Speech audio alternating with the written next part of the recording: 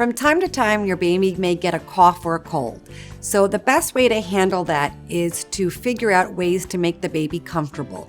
Little babies can't have any type of cough syrup or cough suppressant. So if the baby is really coughing and can't breathe, that you notice they're really gasping for air, the best thing to do is immediately call your doctor or go to an emergency room. If it's just a gentle cough where you notice they don't seem to be in distress and they can get enough air, the only thing you can really do is help them be comfortable during their cough and cold.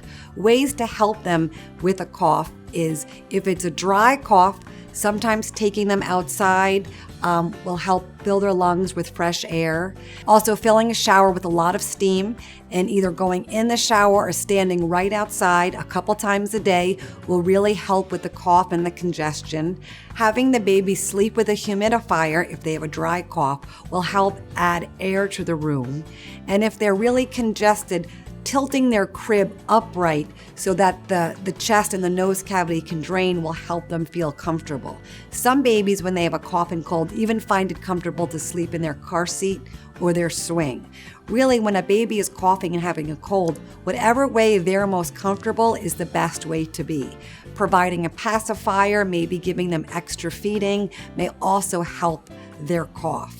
But the steam and the humidifier will really help if it's a dry cough to get moisture into the air. Anytime that your baby has any type of cough or cold, you really want to go to the doctor and get them checked out, even if you don't think they're in distress, because anything out of the ordinary really needs to be checked by your doctor. You may think it's nothing, but it could be a sign of something more serious.